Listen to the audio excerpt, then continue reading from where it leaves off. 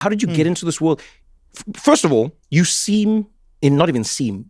are fully, like you fit fully into this position. I can't imagine you not doing what you do. Nor can I. You're passionate, you're well-informed, you see when you tell me I don't take time off from this, I believe you. I don't go like, nah, this guy's just saying that. I'm like, no, this guy, you sleep it, you drink it, you think it, you know what I mean? Yeah, it's a problem. Was that always you? No. When did that become you? It's a good question. I guess with the Trump phenomenon, Trump is sui generis. Like him taking over my life, I don't think any other politician could. No, but I mean, when I was in the UK, I don't think there was a single. I covered UK politics for a living. Okay, but let's go back. How did you get into that? What were you doing before that? Why journalism? I've been a political journalist all my life. Yeah, but why? Where did it start? Like, as a little kid, were you on the playground like, I'm going to cover the politics of the Labour Party and what's happening with the Tories? Not as a little kid, but maybe 15, 16. Yeah, I get very political at that age. What politicized you? What were you seeing? That's a good question. I mean, it wasn't a very interesting period. This is the mid-90s. Politics was very quiet in those days. Remember, it was Clinton, Blair, end of history, all of that bullshit. I don't know why I got so political. It was a very boring time. I don't know why I got into politics at the most boring time. My dad was very political. In what way? He loved politics. Old Indian men love politics in general. Right, they just want to talk about politics at any event, weddings, funerals. They want to talk about what's happening in India, Pakistan, DC, London. That's just a fact, right? Ask anyone. And often the conversation comes back to the role of the CIA, right? So that's how most... Sounds like your kind of guys, Eugene. You need to hang out with Indian men circa 50 to 75. But so my dad was very political all his life. He moved to the UK in 1966 and was obsessed with British politics. Yeah. He was obsessed with British prime ministers, the Labour Party. He's obviously obsessed with Indian politics. So I grew up around him, talking about politics, hearing about politics, watching the news. The news was on 24/7 in our house. Okay. So when I ended up being on the news as a host, like for my dad, it was like amazing. Most Indian parents were kind of disowning any child who became a journalist or a doctor, lawyer, engineer. You can't be a journalist. Yeah. And my sister and I both end up as journalists. And Your my sister mother as well? Yeah, my mother is not happy about this. My mother is a doctor. My father is an engineer, like a classic Indian couple. And my mother to this day is like, stop talking about Trump. Why don't you go be a lawyer or do something different? If you want to argue, make something of yourself? Why don't you make something of yourself? Why don't you be a lawyer? If you want to argue, be a lawyer. That's what she used to say to me. When I say used to say to me, like yesterday morning. So she hasn't given up. But my father was very proud of the fact that I was a journalist doing journalism, politics. He loved it. He loved even he passed away last year. But even to his, man. Thank you. Even to his last days, anytime we spoke, he'd be like, "Are they really going to run Joe Biden again? Really?" So you basically found yourself in his this was like his league. You know, it's the Premier League or the NFL or the NBA of his. Yes. You found, yes. but it correct me if I'm wrong. It seems then that the two of you, it probably brings back good memories for you then. Yes. Because most people would have gone away from politics if it didn't bring back good memories. Does that make sense?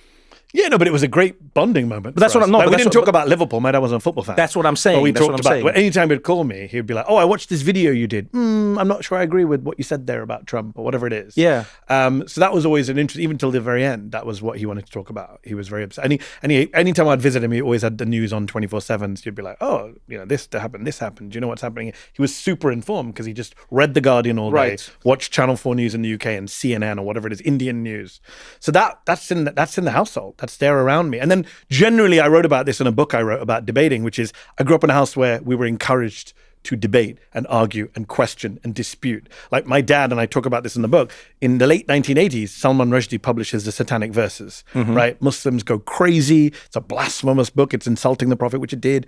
Ayatollah Khomeini. That was the one, that's where the Khomeini... The fatwa on it. He should be executed from...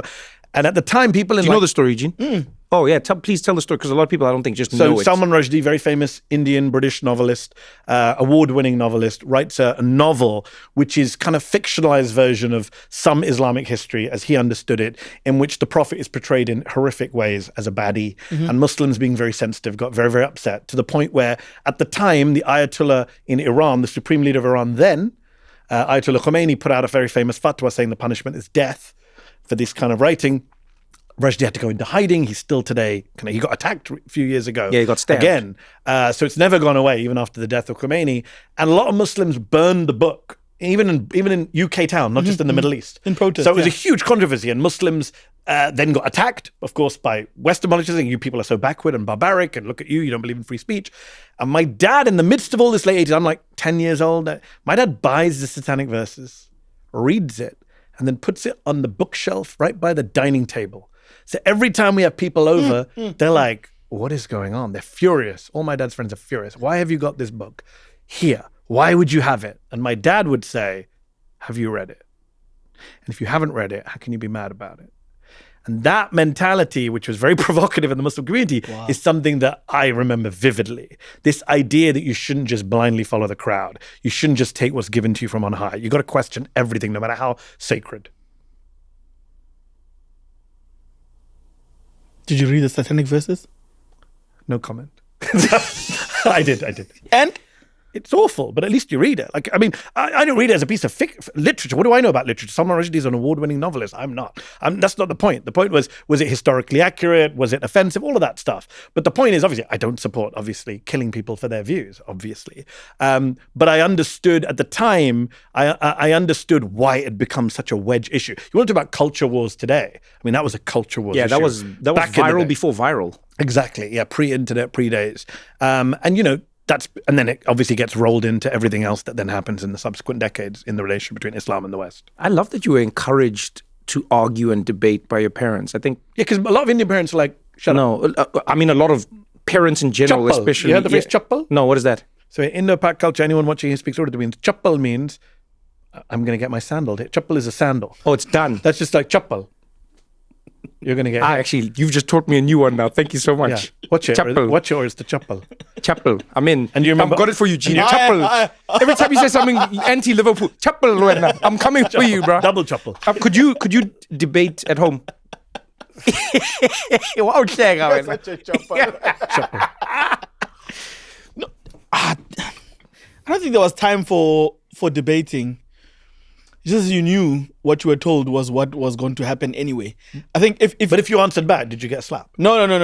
I think if you grew up with a single mom, there's no one to defer to. Okay.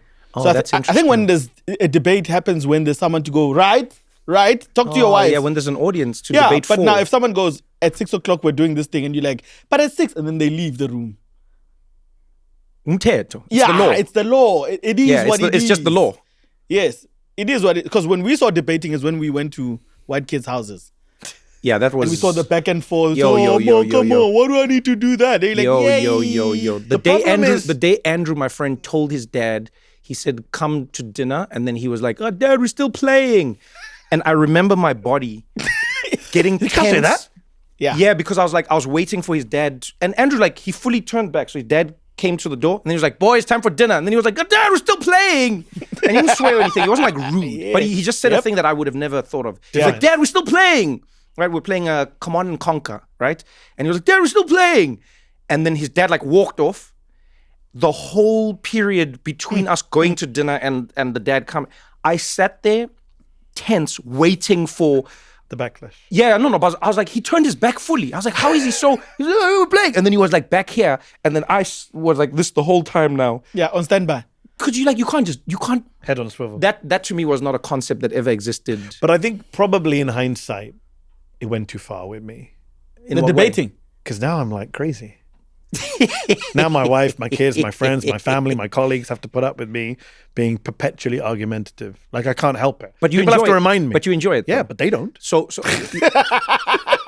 doesn't matter whether I enjoy it. The people around me are like, shut the fuck up. So when you got older, your mom was like, yep, you can have him now. Yeah, 100%. 100%. Yeah. I'm sure my mother would say that to my wife. That's what someone said to me when I was in India, on my first trip, actually, where we were at a restaurant in New Delhi, and it was a crew of people that's friends of friends that assembled, older men, and one of the guys, we got into a debate, and I was having so much fun.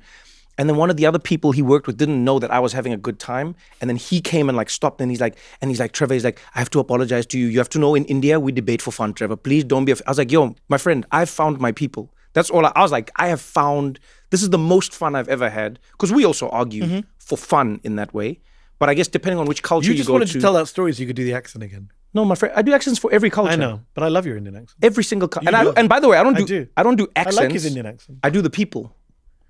This is a common misconception people have so about you imitate a person that you've met before. Because I'm terrible at accents. Are you? I promise you, I'm terrible at accents.